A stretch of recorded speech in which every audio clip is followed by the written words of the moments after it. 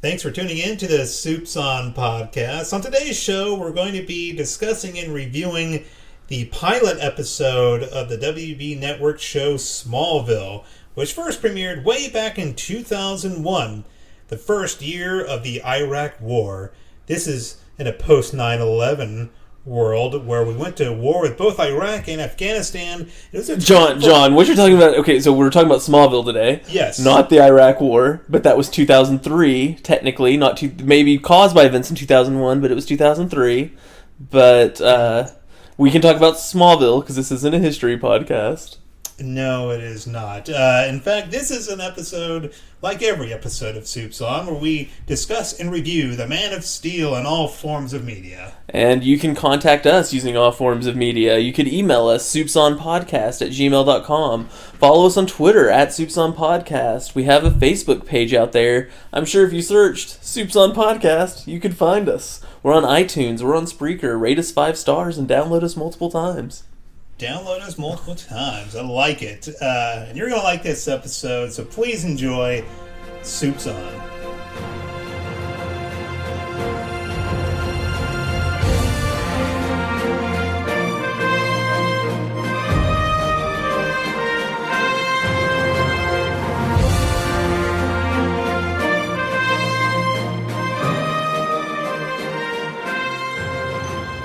Hey, we're here live in the Fortress of Solidude, and today we're discussing the pilot episode of Smallville. I am, of course, John McBride, and with me, Jeremy Bruner. And yeah, today's episode is where it all began for Smallville, I was going to say CW show, the WB Network. WB at first, yeah. Yeah, premiere date October 16, 2001. All right, and I have a very important question for you, Jeremy. What are you drinking for this episode? Well, John, I was drinking Shinerbach, thanks to you bringing it over. Yeah, as was I. Otherwise, I would have been drinking water. It was Super Shiner. Yes, it was Super Shiner. For today's episode. And for my drinking game, so just for those of you who don't know, every week we start off by giving you some rules so that if you haven't watched it or you're planning on watching it and then coming back and listening to us, we give some drinking game rules so you can have some fun while you watch. And we each decide what drinking game would be the most fun while watching the pilot episode of Smallville. Jeremy, you want to go first? So sure. So for mine, it's funny you say the most fun because there's nothing much more fun than suicide. And my drinking game is every time Clark says or hints or does something that if he was not Clark Kent Superman would be a sign of a suicidal teen. That is very true. This can include things such as if that car hit me, then immediately saying, I wish I was normal, meaning that he would have died. So he essentially said he wishes he would have died. Maybe being upset and the first place you go is a cemetery. I don't know. Maybe have fun. There was at least 7 instances I counted that you could count as Clark being suicidal. So see if you can find all 7. That's a special game for you. Now, that is a good one. It's going to be hard to top. I was torn between 2. Okay. So I have one that's going to be an admittedly kind of a short drinking game. But anytime someone reacts to someone being bald as the most disgusting, grotesque thing that could ever happen to someone, you take a drink. People are appalled by the bald. Now, every time someone looks at Lex Luthor, they're like, oh God, I have to look away. I can't face a man who is bald, even though that is a very common look in the year 2001. Even in 1989, when the first meteors hit in Smallville, that was my first drinking game. My second drinking game, anytime anything creepy happens, you take a drink. Anytime anybody's stalking someone, there are several instances of Clark throughout the series. I'm not going to assume people listening to this have watched all 10 seasons, but throughout the series, Clark is spying on Lana like a creeper, and he's just hanging out, like you said, in the graveyard. He doesn't know Lana's going to show up, or maybe he does. He spies her every move, so I don't know. Whitney's spying and stalking Clark. So anytime something that reminds you of a horror movie happens, and that happens a few times in this fun teen drama, I say take a shot.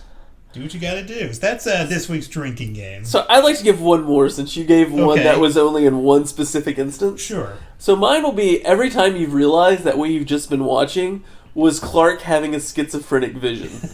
So this also only happens once. Right. And that's at the very end. Lana and him are dancing, Yes. and she comes in and surprises him in the attic after the thing, and they have their dance, and it's all very nice and sweet, until he looks out the window and sees her being dropped off by her date, meaning this entire scene we just watched was a fantasy in his head. This is a very mentally disturbed teenager who looks like 27. Let's move on to just general thoughts. General thoughts. That's what your drinking games to drink up. Now, let's get into our thoughts right here. We are Superman experts, after all. Yes. So what were your general thoughts, your takeaway from the pilot episode of Smallville? So I would like to talk a little bit, if we can, about everything pre the meteors crashing in 1989. Yes. Okay. This entire scene, there's so many things. So we find out in this episode that Jonathan played football in high school. Yeah. We also find out later on in the series that he was like a star football player. Yeah. He knew the coach. We find that out in episode, I think it's 3, where they have the pyromaniac guy. Anyway, regardless, Jonathan was big into football. He's in a small Kansas town. It's homecoming, and they aren't there. The entire town is there. It makes sense for Nell to have the flower shop open, as people like to buy mums and stuff like that. That's probably one of her busiest days of the year. Yes. But why are the Kents not attending that with their numerous friends from high school that grew up there? Well, okay, in this scene, they're there because Martha wants to buy flowers, right? Tulips. Yes. In fact, an uncomplicated flower, as Nell so bitchily says. You want to know why big football star Jonathan Kent isn't at the football game? Let's think about this. He's there because his wife wants to buy flowers. Whip noise for Jonathan Kent. Or maybe he wanted to rub in his wife's face. Maybe his wife didn't even really want flowers. Maybe he was wanting to rub into her face the fact that, hey, our next door neighbor Nell would totally bang me. So don't I think it's a power play by Jonathan Kent. I really do. So in this, a lot went on in the pre-meteor shower Smallville. We saw a lot, and Smallville honestly did look like a fun place to live. Oh yeah, for sure. And I gotta say, of all that fun, the funniest thing happened when Lana sees her parents, and she's waving hi. They look like two normal people. Meteor strikes them down immediately. They just die. It was like out of Final Destination or something. And by the way, Lana was supposed to be 3. She looked like 5, but whatever. So speaking of age difference things on that, people not looking their age, obviously Clark, most of the episodes he's in, looks like a high school teacher. But or at least a TA. Or rather than the 15-year-old freshman he's supposed to be. Or, you know what, maybe he was held back, maybe 16, who knows. It looked like someone should have called the cops on Clark, but he should not be hanging around these high school freshmen. But you know what age gap or whose age I thought looked the wrongest? What's that? Lana's parents. Yeah. Because you see their ages at the end on the cemetery. Yes. And they were all supposed to be in their early 30s, and they look too young. They look like they were in their early 20s or even teens. Well, maybe by, hey, living in Kansas is a good life. It's a stress-free life, man, I assume. Now, later on in the episode, we learn that Clark and his good friend Pete Ross, they want to sign up for they want to try it for the football team, the high school football team, because if they don't, they may become this year's Scarecrow. And what that is, here's the thing, what the Scarecrow is, if you don't know. It's a cheap way for the WB to show Tom Welling with an S on his chest. Yes. So, yeah, that's pretty much it. In Smallville, there's this tradition where if you're like the high school asshole or they're the fucking loser, they'll tie you up and put you up like a crucifixion, and you have to sit there or hang there all night. Now, Clark is really worried about this. Pete is really worried about this. I was watching this episode thinking, Pete, I don't think you have anything to worry about, because if they hang up Pete, who is an African American, that is a hate crime, and they're going to get away with that. Also, here's what I understand. If it's known that they hang him up and they leave him up there all night, so let's say Clark is worried about it and Pete's worried about it. Let's say Clark is chosen. Pete knows about it. Clark doesn't have to sit out there all night. Pete just has to wait till they leave to go to the dance and then cut his friend down. So what's Pete's like? I'm sorry, Clark. I'm honoring the tradition of the Scarecrow. I'm glad it's not me, and I'm going to go try to, and fail, to bone Chloe. I'm just saying, they didn't need to be that worried about it. I understand though, but to be fair, when you're 15 years old, if something like that happened, that would be the end of the world. Even like now, it would just piss you off. But then that would have been the end of the What's world. funny, you mentioned like Clark's supposed to be 15. First of all, he's the most jacked 15-year-old, tallest 15-year-old that ever roamed the earth. And it's funny when he tells Chloe, they're, for the purposes of this episode, they're makeshift Lois Lane, I guess. Chloe's like, you want to try out for the football team? You're 6'7" and 240 pounds. You want to try out for the football team? You, Mr. Pure Muscle, I melt when I get near you. You want to try out? Yeah. Well, good luck. Now Pete's like 5'1" or something like that. So yeah, you know. And they did a fantastic job of making him look inept with that helmet when he was putting on that helmet. Breaking all sorts of stereotypes is Smallville. I like that. I did enjoy it. Now, I remember I was reading this thing about that scene where Clark was hanging up there. Yeah. Apparently, when they filmed this in like Canada, where all WB, CW shows are filmed, that it was actually super cold out, and Tom Welling was like a trooper and just hung up there. And the breath you saw was Tom Welling's real breath. So interesting. Shout out to Tom Welling there. All right, TW. T-dubs. So, you mentioned it being filmed in Canada. I would like to point out that it seemed to me there was one scene that made it seem like whoever was, I don't know if this would be the director or the writer or who was responsible, but somebody did not understand how football works. Because they have the scene where Clark is fantasizing. I guess really Clark is the one who doesn't know how football works. Yeah. Because it's his fantasy. But he's imagining, if he got to play football and winning the big game. But the whole thing is they keep going back and forth to the clock. Like, this is the last play. Time could run out any moment. He has to score before time runs out. But that's not how football works. Because when the clock runs out, you go until that play is over. Well, yeah. I think Clark is confusing it with, like, maybe basketball? With, like, basketball maybe? Or soccer. I mean, there's several other sports where, once it's called, it's called. It's like, Clark, the clock can stop, man. You know, just down it. Clearly, you can do anything. I was saying to you, I was really wanting, when Clark was fantasizing, he kind of gives himself extra powers that he didn't have. Like, he can just freeze someone without using freeze breath. He can control someone's mind and make them do whatever he wants. He has a power ring or something, I mean, it's your fantasy. His fantasies are really tame. They're really tame. And that's the sheltered life from Jonathan Kent right there. For sure. I will say, as I was watching the episode, I was thinking of all the Pa Kents we've seen in live action. Yeah. I gotta say, Smallville is probably my favorite. Yeah, Jonathan Schneider does a fantastic job. Schneider, I think, because you wouldn't think so at first, because when you're watching this series, let's say you're watching for the very first time, you're thinking the WB executives were thinking, let's make Superman's parents fuckable. You know what I mean? Like, it worked for Dawson. It worked for Dawson's Creek. Because, it's like, who wants to watch boring, old, elderly parents? It's like, I would bone Martha. I would, like, come on. Yeah. Well, here's the real question. Who would you rather bone, Martha or Miss Leary? Boy. From Dawson's Creek. We're doing a WB crossover right now. Let's see. Can it be and this is not like an at the same time thing. No. It's one or the other. One or the other. And they're playing their characters. It's not like Yeah. Annette O'Toole or something. Right. Okay.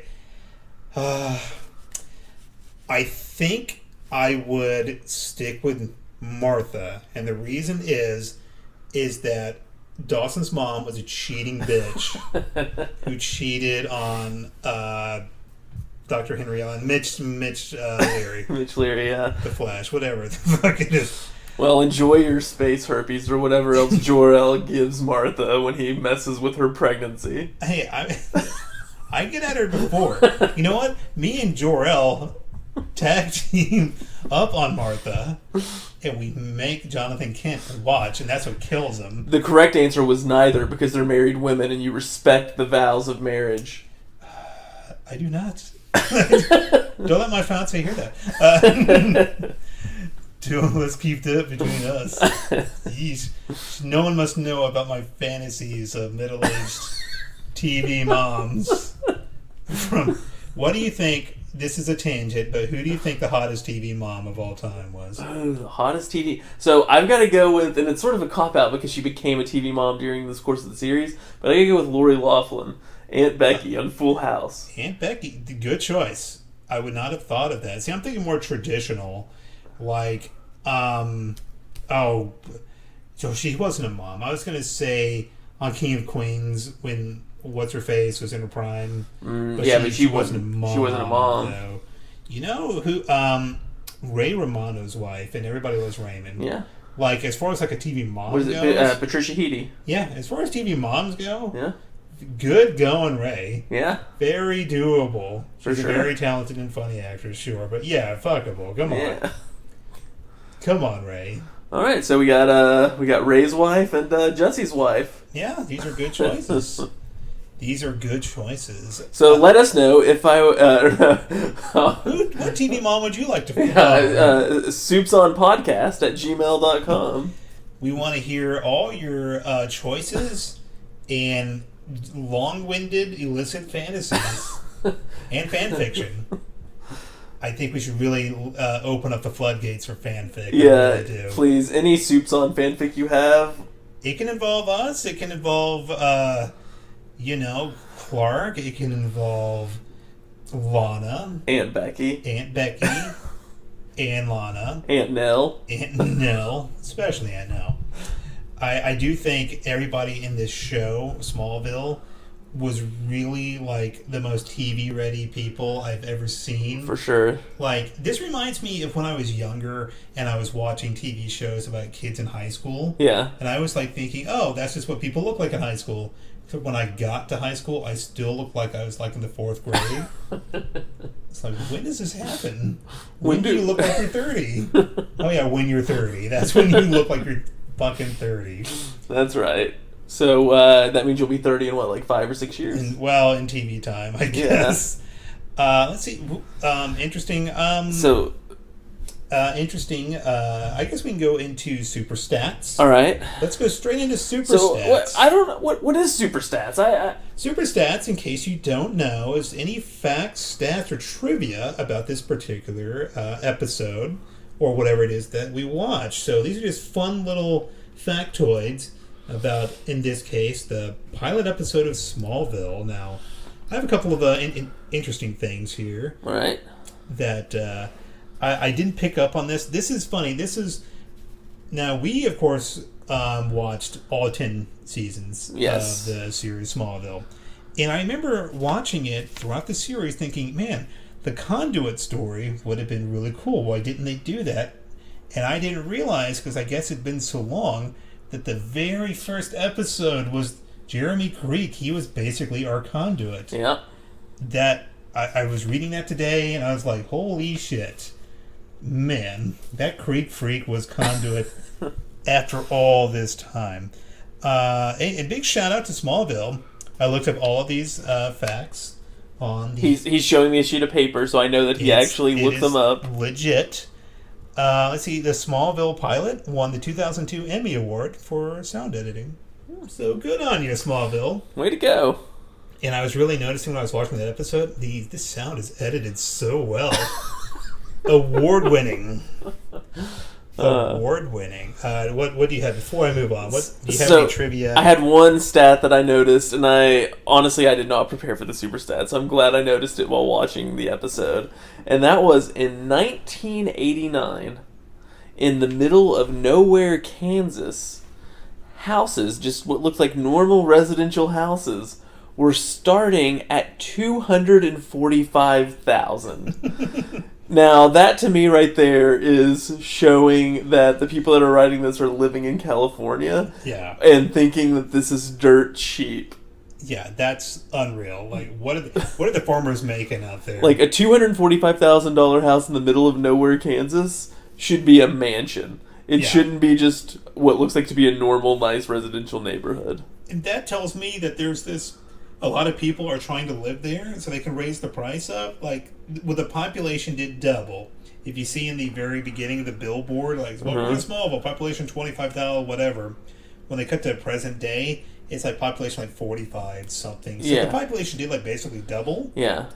So I'm guessing a lot of people moved there, but in the rest of the episode, it's like, once the Luthers came, they drove out all the work. Yeah. Fuck the Luthers. The Luthers came and drove everyone away, and the town's population doubled due to the plant they opened, which employs most of the town. Thank you, Mr. Luther.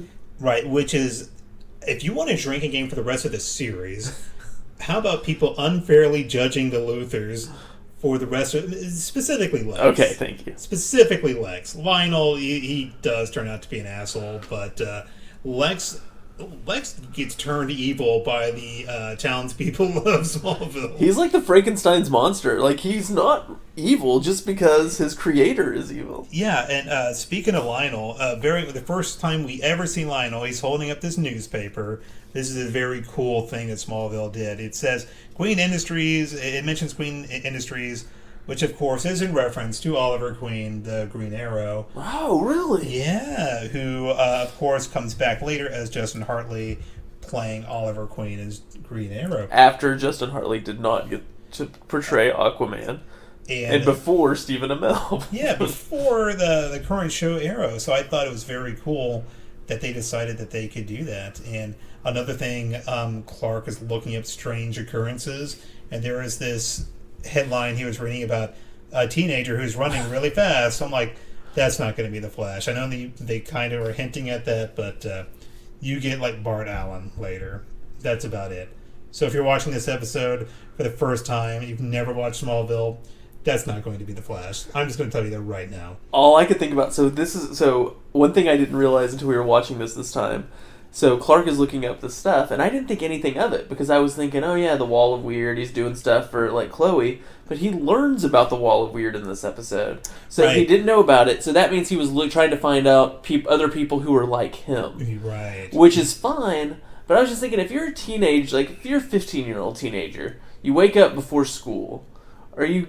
Like, you're normally so I don't know, maybe this is just me, but I mean, I would have been so groggy and stuff. If I was getting on the internet, I wouldn't getting on the internet thinking, I'm going to Google kids who can run fast, because I can run fast. Like, no. My mind wouldn't have even been working that way. You know, if you're 15 years old and you're on the internet, I have a few guesses what you're looking up. It ain't kids who can run fast. Unless that's what you're into. Clark's a weird kid. Another cool thing, you mentioned age gaps here. Okay, Lex Luthor should be about 21 years old when we see him in modern day. Is that fair to say? I would think older. I would think that I thought he was supposed to be about 25. That would make sense as well. Now, if that's the case, Clark is about 15.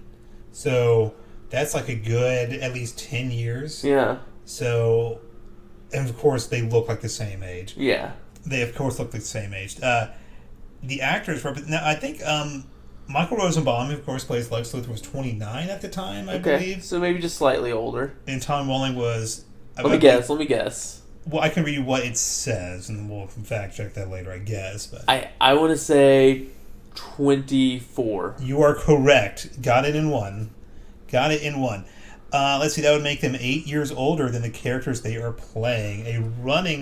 A recurring thing happening in Smallville, or just any CW show. Yeah. Like, once you are like 26, you were old enough to play like a 13-year-old, essentially.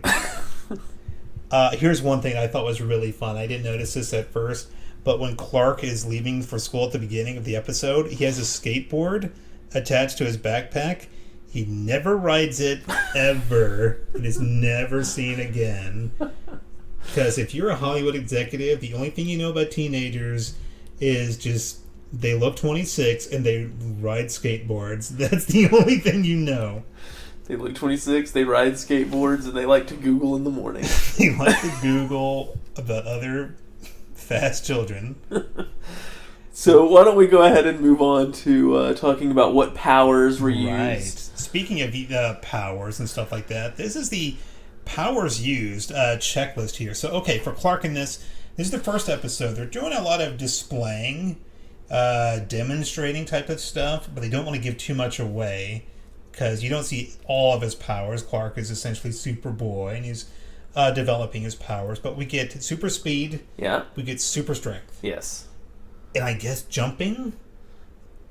Technically, yes, you do get jumping. You don't see it, but he does utilize it, and you get an audio clue. Right. So really, in this episode, you get speed and strength. Yeah. I believe that is about it. Yes. He has super stalking abilities, too. Yes. So, okay, so we've really, this episode is only 2. Mm-hmm. So that kind of leads us to his use of these powers. Mm-hmm. This is where we're going to find out if he efficiently used his powers, if he used his powers to the best of his abilities. I think in this episode he's kind of going to get a pass because he's 15. Yeah. It's the first episode. Like, I'll say the very first thing that comes to mind is after the dance, and he's kind of understandably pissed at Whitney and his friends. Whitney, the high school bully, jealous boyfriend of Lana. He stacks their trucks outside. Yeah. I would think normally that is a horribly inefficient use of powers, but they kind of had it coming because they did leave him for like dead, basically. And see, I didn't even put motivation into my thought on it. I didn't even consider that as an inefficient use of powers at all because he used his super strength to lift the vehicles in a way where he obviously didn't destroy them. He didn't leave a scratch on them. When he lifted the trucks up, he did everything. He stacked them. I thought, like, to me, I was like, no, that was efficient. He did it well. Like, I didn't even think about motivation. But yeah, I guess maybe. This is why people are, like, afraid of Superman. Because they'll stack their trucks and shit. So I have one that's an obvious one, but I give him a pass because it's plot armor. It's building the plot. Yeah. So when Lex crashes into him, he obviously peels back the roof rather than just breaking apart the windshield that's already broken right next to him. Yeah. But I think that could be a couple of things. One, it seemed like Clark didn't 100% know how indestructible he was, and so he might still have been slightly scared of cutting himself on glass. Well, was this before or after he puts his arm in the wood This is chipper? before. So this is before. Okay, so that would make a lot of sense, actually. So I think I would give Clark a pass on this. Yeah. Because he doesn't know the full extent of his powers, which is further, I guess, demonstrated when Conduit Guy, Creep Freak, just runs him over with his car. And Clark just kind of goes with it and allows himself to be just... Okay. I would like to point out, no, he doesn't just go with it. His feet raise up off the ground.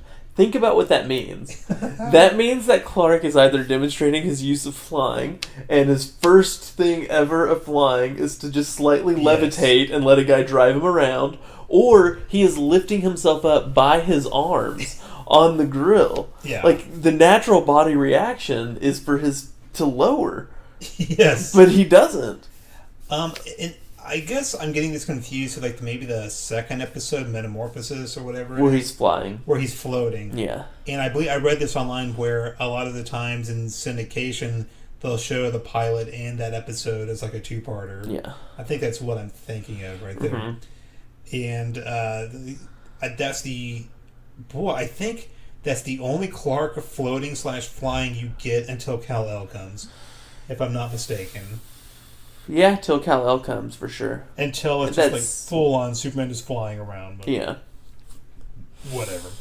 So I think I would have to ultimately, as far as use of powers, I'm going to give Clark a pass on all of it because he doesn't fully understand his powers, because he has Jonathan Kent saying, don't do shit. Yeah. So I'm going to give Clark a pass on everything but one thing. And it was a thing that I forgot about that you brought up. So you're the reason that Clark's getting this no-no. I tried to help you out, Clark. So his jumping ability. So at the beginning, when he misses the bus, he's rushing to school. Okay, yeah. And there's the scene, there's the scene where it shows, based off the speed he's going, he shouldn't have needed to even jump over the bus at all. Yeah. But he jumps, lands on the bus, making a commotion on it, and then jumps off. That is not only an inefficient use of your powers, that is like asking to be caught. That is just a bad decision making for even what Clark knew of his abilities at that time. I would say this is Clark kind of wants to be caught. He's wanting to show off his powers so badly. I agree, but it's still inefficient. It's inefficient, yes, but he's 15 years old. He's a confused boy, doesn't even know what porn is yet. He's Googling kids running fast rather than porn. No, but I agree. No, I'm not saying that all that stuff isn't true. I'm saying Clark, at that point in time, knew his abilities enough and knew what he was doing that, yes, what he did was a stupid teenage decision, but it was a stupid teenage decision he made. Yes. Not a stupid decision he made because he didn't quite understand everything. He didn't understand the ramifications. Mm-hmm. He knew. He didn't care. He chose to do it anyway. This is but he wasn't even Red K Clark either. No. Oh, well, I think, man, if you're just now watching Smallville, you're in for a treat. Oh, you are. For when he gets Red K, the Red Kryptonite Clark, a.k.a. Awesome Clark, and the Clark they should have stayed with for the rest of the series. Mm-hmm. You're man. I want to be there for when you watch that. Whoever you are. Look, if you think I was rough on Clark for jumping on the bus, just wait till we get to the Red K episodes. He's going to bed without supper. He really is. He really, really is. Okay, so do you want to hand out the final verdict? Sure. To find out if in this episode, or of what we watched, if Supes was on or if Supes was off. And in case you just joined us and you skipped forward like 30 minutes, what we watched was Smallville episode 1. Episode of The Smallest of Villes. So this is where you decide if the show helped lead toward the stereotype of Superman being boring. Right. It was Superman boring, like a lot of people think he is, or was he just was it a proper what would you call this? I would say, because originally it was just, was Superman boring or not? But I'd like to think, did it really suit his character overall, like the general Superman character? I would say yeah, because whether or not it's boring or not, did it help grow Superman as an icon? Yeah, did it help the overall character, or was it more of the same? So what is your final verdict? And I just want to point out, since if we feel it's boring, we feel he was off. Right. If we feel it was helpful, he was on. So my final verdict is Supes on. Oh yeah, Supes on all the way. How could he not be on? Like, at first, it's always the worst. The first episode, but this set up the groundwork for so much, and I think it really captured the spirit of Superman in like 50 minutes. Like, that was the length of the episode, I believe. Yeah. I really think it captured all that it was to be Superman. For sure. Especially in a WB environment, teen drama, reading Nietzsche at like fucking 15 years old, like nobody fucking does. No, I feel like Smallville as a whole did that. I don't know that I 100% agree that this episode did that. Like, I don't necessarily know that this episode showed what it means to be Superman, or this episode showed all that. This episode laid the groundwork, though. Right, it did its job. It was an excellent pilot. I think Smallville, the series, doesn't get as much credit as that it deserves. Honestly, that's some good-ass television. It is. I don't care what anybody says. That's some good... Even the fucking dumb episodes were good. They were fun. They were fun, right?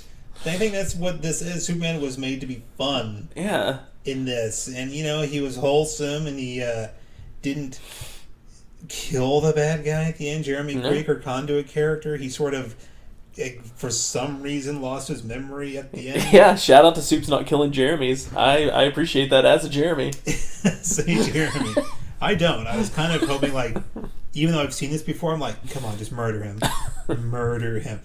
And in this episode, as we're saying, it's a lot of firsts. Obviously, it's the first episode, first instance of Clark Kent in Smallville just blindly just throwing someone across a great distance, hoping they don't die. Which is so perfect, because obviously his father would have never taught him how to fight.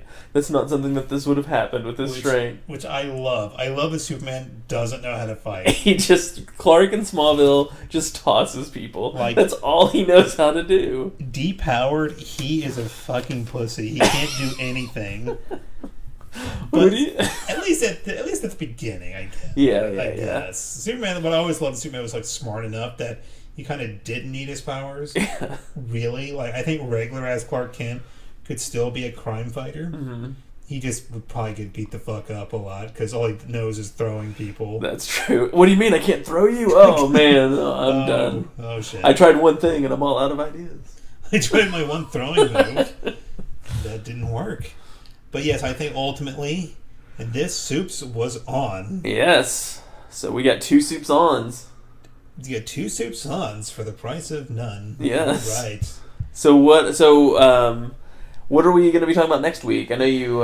Next week, well, of course, what we do here on Supes On, we discuss Superman in all forms of media. Well, we're starting... This is the first of pilot season for us. Okay.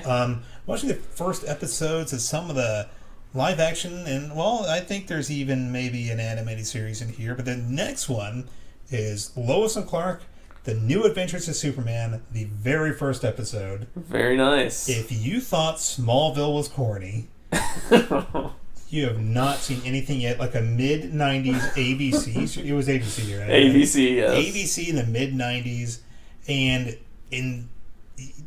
this was the start... I think Lois and Clark started. This is like kind of a preview for that episode. Lois and Clark started the initiative to make Superman and his supporting cast fuckable. Yes, it did. Because it was all about them being fuckable. It was just like, we wanted to see Superman and Lois and Clark boning. And I think that stemmed out of curiosity of people curious, can they bone? Will Lois survive? Had Mallrats already come out? I don't know. We'll find out for next week. But if you do have anything you'd like us to read or say or talk about regarding the New Adventures of Lois and Clark, shoot us an email at soupsonpodcast@gmail.com. Tweet us at soupsonpodcast. And so yeah, if you have any questions about this episode of Smallville or any or of Lois and Clark, The New Adventures of Superman, or The New Adventures of Old Christine, I don't know. We'll answer any question you want. All right. Well, so I guess that's going to be it for Smallville. Hope you enjoyed. Hope you're plenty drunk by the time you have watched this episode based on our drinking games. Yes. Join us next week here in the Fortress of Solidude. That's right. And that's a super sign-off. Sayonara. Save the day, I'm onto it. Gonna smoke this fake-ass conduit. Jeremy Creek, freak, step up and get dealt with. Gonna knock out that pussy like Melissa Etheridge. Come all, and see the freak. This weak little meek kid named Creek. No physique. Spittles when he speaks. He's not unique, just a geeky, brittle freak of the week. Beaten by Clark using no technique. Goes on and on about his woe. Whiny bitch ass deserved to be a scarecrow.